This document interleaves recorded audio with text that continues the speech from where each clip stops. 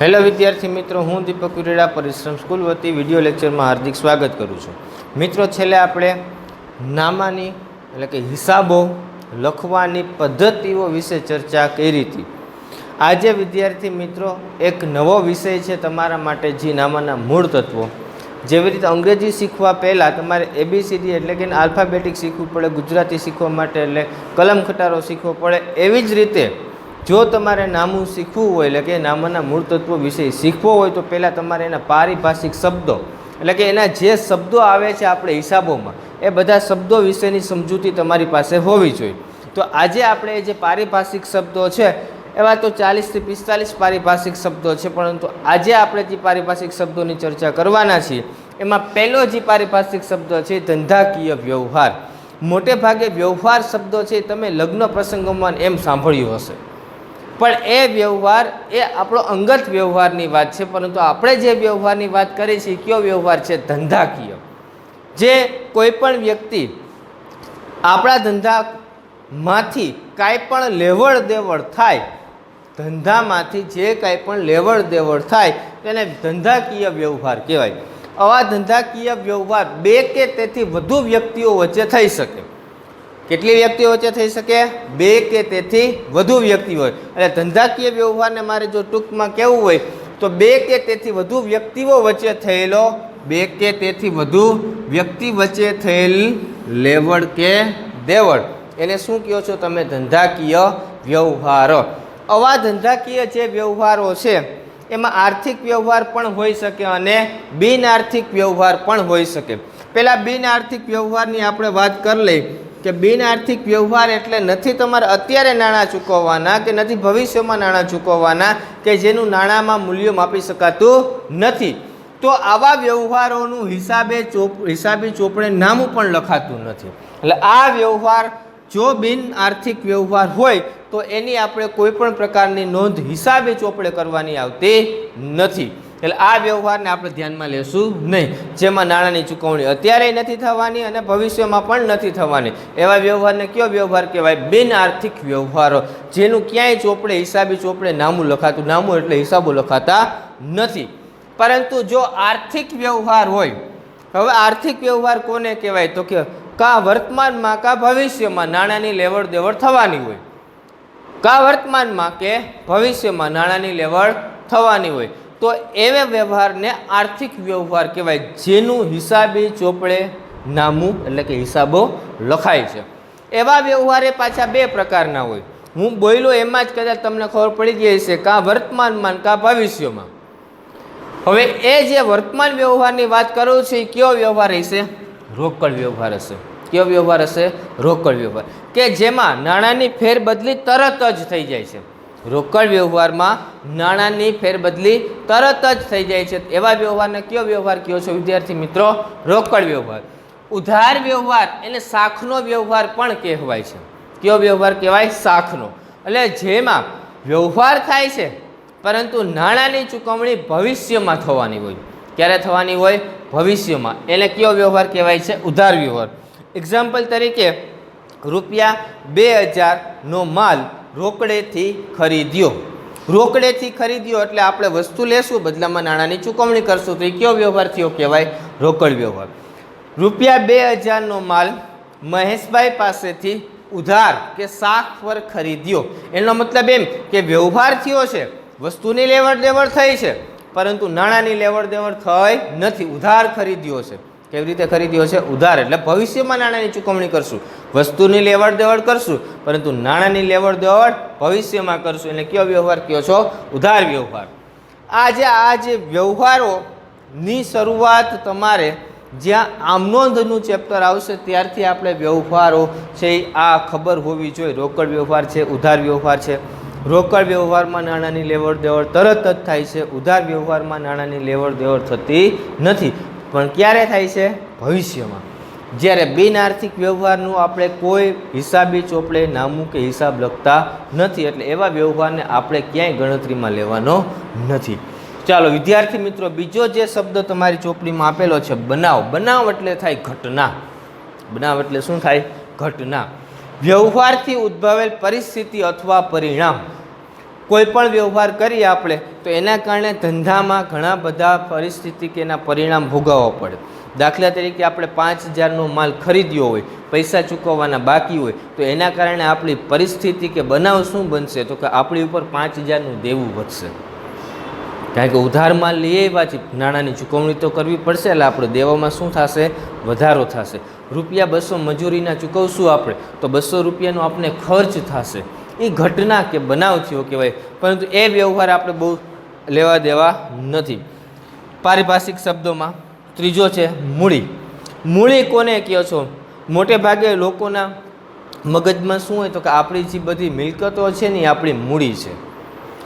પણ આપણે એ અંગત કોઈ વ્યક્તિની વાત નથી કરતા. આપણે જે હિસાબો લખવાની વાત કરવાની છે વિદ્યાર્થી મિત્રો, શેની? ધંધાના વ્યવહાર હિસાબો છે એ લખવાની વાત છે. તો ધંધામાં મૂડી કોણ આપે, ક્યાંથી લઈ આવે? તો કે ધંધાનો માલિક. કોણ?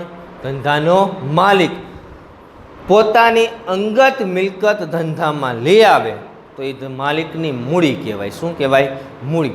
એક્ઝામ્પલ તરીકે ધંધાનો માલિક રોકડા 5 લાખ લઈ આવે, 2 લાખનું ફર્નિચર, ટેબલ ખુરશી ને એ બધું લઈ આવે, તો એનો મતલબ એવો થયો કે 7 લાખ રૂપિયા માલિકે ધંધામાં રોકાણ કર્યું કહેવાય. ટૂંકમાં મૂડી કોને કહેશું? તો કે ધંધાના માલિકે કરેલું ધંધામાં રોકાણ, એને શું કહેવાય છે? મૂડી. હવે મૂડી માલિક રોકડા લઈ આવે, માલે લઈ આવે ને અન્ય કોઈ મિલકત પણ લઈ આવે છે. ટૂંકમાં મૂડી એટલે ધંધાના માલિકે કરેલું ધંધામાં રોકાણ. ધંધાના માલિકે ધંધામાં કરેલું રોકાણ. તમારે કોઈ પણ ધંધો શરૂ કરવો હોય તો તમારે અંગત મિલકતો જે ધંધામાં તમે લઈ જાઓ છો એ તમારી મૂડી કહેવાય. શું કહેવાય? મૂડી. અને માલિકનું લેણું કહેવાય અને ધંધાનું દેવું કહેવાય. શું કહેવાય? ધંધાનું દેવું કહેવાય. એવી મૂડી, એવી જે મૂડી છે એ એકાંકી પેઢી હોય તો કોઈ એક વ્યક્તિ લઈ આવે. ભાગીદારી પેઢી હોય તો જેટલા ભાગીદારો હોય, 1 2 3 4 5 જેટલા ભાગીદારો હોય એ બધા ભાગીદારો પોતાને રૂપિયા ધંધામાં લઈ આવે. પણ જો કંપની હોય તો કંપની માટે તો એના શેર હોલ્ડરો પાસેથી નાણાં એકત્રિત કરેલા હોય, એ શેર મૂડી, એને પણ ધંધાની મૂડી કહેવાય છે. ધંધાનો એના પછીનો છે ઉપાડ. કોને કહેશું? મોટે ભાગે ઉપાડ શબ્દ એટલે આપણે શું સમજીએ ખબર? કે કારખાનામાં કામ કરતા જે મજૂરો છે એ જે કંઈ પણ માલિક પાસેથી પગાર પહેલાં જે પૈસા લઈ જાય છે એને ઉપાડ કહીએ છીએ. પરંતુ વિદ્યાર્થી મિત્રો એ ખોટું છે. ઉપાડ કોને કહો છો? તો કે આપણે જે ધંધાકીય વ્યવહારમાં ધંધાનો માલિક પોતાના અંગત વપરાશ માટે, કયા વપરાશ માટે? અંગત એટલે પોતાના ઘર માટે ધંધામાંથી જે કાંઈ પણ માલ મિલકત કે રોકડ લઈ જાય તો એને શું કહેવાય? ઉપાડ કહેવાય. એક્ઝામ્પલ તરીકે જેઠાલાલ છે, આપણે બધે તારક મહેતા તો જોઈ છીએ. એટલે જેઠાલાલ પોતાના દુકાનમાંથી ટીવી ઘરે લઈ ગયો તો એનો મતલબ એવો થયો કે ધંધાના માલિકે ધંધામાં અંગત વપરાશ માટે જે મિલકત લઈ ગયો એનો ઉપાડ કહેવાય. શું કહેવાય? ઉપાડ. આપણે ધંધા અને ઘર એ બે અલગ સમજવાના છે. ધંધો અલગ વસ્તુ છે અને ઘર પણ અલગ છે. જો ધંધાનો માલિક કંઈ પણ લઈ જાય તો એની મૂડીમાંથી એટલા ઓછા થશે, પરંતુ આપણા માટે શું ગણાશે? ઉપાડ ગણાશે. શું ગણાશે? ઉપાડ. એવી જ રીતે અનાજ કરિયાણાનો વેપારી હોય એ પોતાના અંગત વપરાશ માટે કાંઈ પણ ખાંડ, ચોખા, બાજરો, ઘઉં ને જે કાંઈ પણ પોતાના ઘર માટે લઈ જાય તો એનો ઉપાડ ગણાય છે. શું ગણાય છે મિત્રો? ઉપાડ ગણાય છે. એટલે ધંધાનો માલિક પોતાના અંગત વપરાશ માટે કાંઈ પણ મિલકતો લઈ જાય, ધંધાની કોઈ પણ મિલકતો લઈ જાય તો એનો ઉપાડ કહેવાય. શું કહેવાય? ઉપાડ.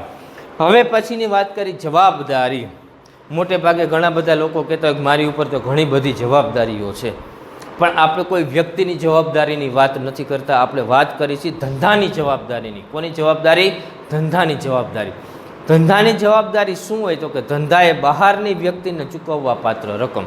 ધંધાએ બહારની વ્યક્તિને ચૂકવવા પાત્ર રકમ, એને શું કહો છો તમે? જવાબદારી.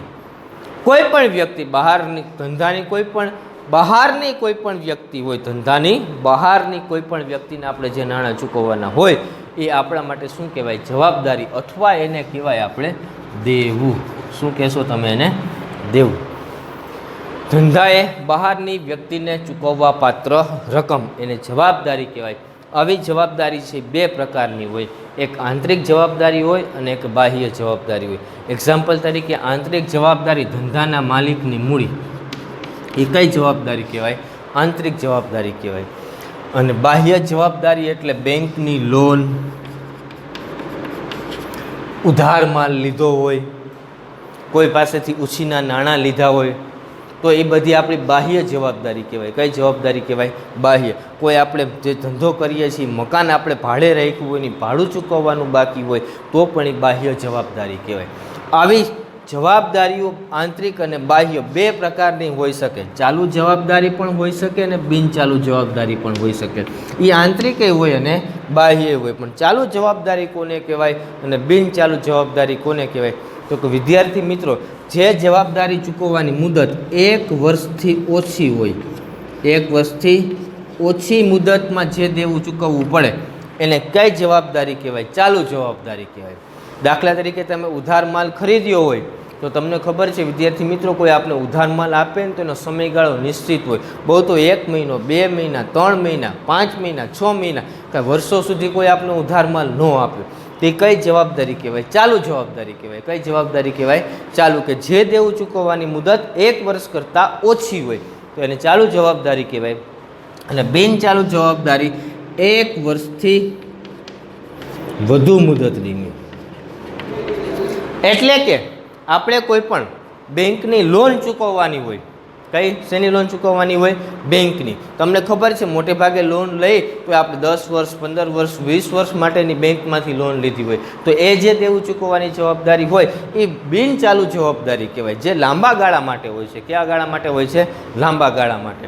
તો આજે વિદ્યાર્થી મિત્રો, તમારી ટેક્સ્ટ બુકમાં કેટલા પારિભાષિક શબ્દો આપણે શીખ્યા છીએ એની ગણતરી કરી અને તમે તમારી નોટબુકમાં બહુ શોર્ટમાં લખજો. એમાં જે આપેલું છે એટલું બધું લખવાની જરૂર નથી, પરંતુ જે આપણે માટે શબ્દનો અર્થ નીકળી જાય ત્યાં સુધી તમારે છે એનો પારિભાષિક શબ્દ છે તમારી નોટબુક્સમાં છે તમારે લખવાના છે. આ બધા જ પારિભાષિક શબ્દો, આમાં ઘણા બધા પારિભાષિક શબ્દો તમારી ટેક્સ્ટ બુકમાંથી આવી જાય છે. કારણ કે ધંધાકીય વ્યવહાર, પછી બનાવ ને મૂડી, ઉપાડ, જવાબદારીમાં તો આંતરિક, બાહ્ય, ચાલુ, બિનચાલુ એવા ઘણા બધા પારિભાષિક શબ્દોની સમજૂતી આજે આપણે મેળવી છે. તો વિદ્યાર્થી મિત્રો, આપણે નેક્સ્ટ લેક્ચરમાં આના પછીના જે પારિભાષિક શબ્દો છે એની ચર્ચા કરશું. Thank you.